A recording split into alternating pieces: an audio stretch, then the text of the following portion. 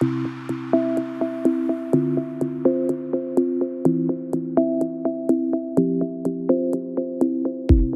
Jérôme. Bonjour Xavier. Donc vous êtes chef des ventes copropriété chez GRDF. Tout à fait. Alors pour les chaudières, comment gère-t-on l'évacuation des fumées? Alors l'évacuation des produits de combustion en fait en collectif individuel est un grand sujet. Aujourd'hui, il y a encore 1,5 million d'appareils ancienne génération qui n'ont pas encore passé le pas vers la chaudière à condensation THPE, très haute performance énergétique, pour différentes raisons. Alors normalement, il y a une obligation de remplacement d'appareil par de la condensation, sauf que dans certains cas, il a été accordé une dérogation pour pouvoir repositionner un appareil ancienne génération afin de ne pas entrer en contrainte vis-à-vis de certains bâtiments, notamment classés. Donc quelles sont les solutions techniques disponibles?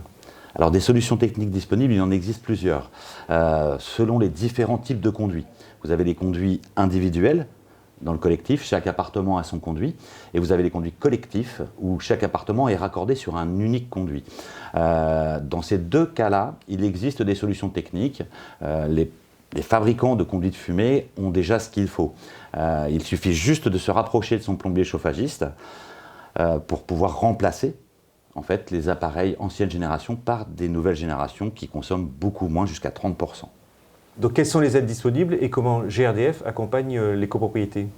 Alors on accompagne les copropriétés dans une certaine pédagogie, dans le sens où on initie des projets, on leur explique et on leur identifie également quel type de conduit ils peuvent avoir, afin de regarder si soit on est en individuel, ça ne pose aucun souci, chaque appartement pourra remplacer au fur et à mesure son appareil, soit on est en collectif, et là il y a un peu plus de contraintes, et on accompagne puisqu'on est obligé de remplacer la totalité du conduit, pour raccorder des appareils uniques en condensation. On ne peut pas faire cohabiter les deux technologies.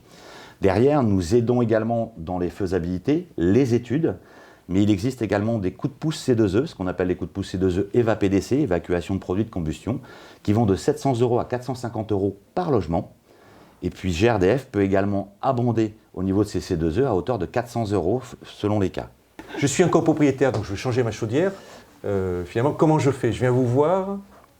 Exactement, vous pouvez venir nous rencontrer, nous appeler, nous vous accompagnerons tout au long du projet. On va initier le projet, on va regarder la faisabilité en fonction des conduits que vous avez, et puis on va vous orienter également, puisqu'il est clair que la massification des achats, par exemple, d'une totalité de chaudières à remplacer quand on a un conduit collectif, est très porteur de gains financiers pour une copropriété, parce que vous pouvez quasiment économiser de 25 à 30% sur l'achat des chaudières.